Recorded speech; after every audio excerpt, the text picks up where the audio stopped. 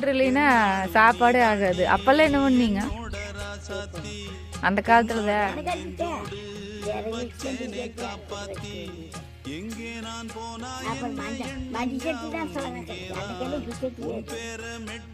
ஈச்சட்டியே கிடையாது.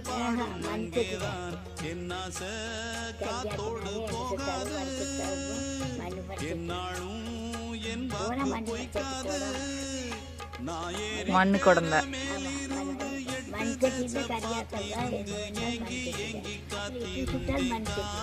இட்லி சட்டி மண்ணில் இருந்தா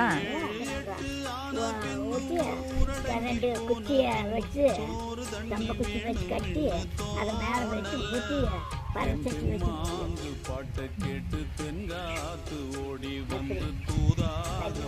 மண்ணு சட்டியில சாப்பாடாக்கி அடுப்புல விறகடுப்புல சாப்பாடு செஞ்சு அதுதான் நம்ம சைடு அதனாலதான் நல்லா உடம்பு நல்லா இருக்குது இப்போ வரைக்கும். பட்டை வச்சுட்டு கம்பச்சி போட்டு நல்லா உலகாதி நல்லா போட்டு முறை போட்டுன்னா கிளம்பி விட்டா 4 கொடி விட்டா சோம்பட்டில் எடுத்து வச்சுட்டு பருப்பு போட்டு அது சோறு பறிச்ச பண்ணியாட்டு புளிக்கு போகும்.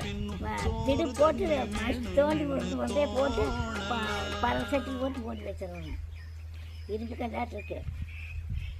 கறிக்கெல்லாம் இருந்தாலும் பிடிச்ச தோண்டி தண்ணிக்கில் போட்டு எடுத்து வச்சிடுறது வரலாமே பசண்டையாக இருக்குது. சும்மா தோண்டி போட்டுன்னா வரன்னு இருக்குது. தண்ணிக்கில் போட்டு வச்சிடணும்.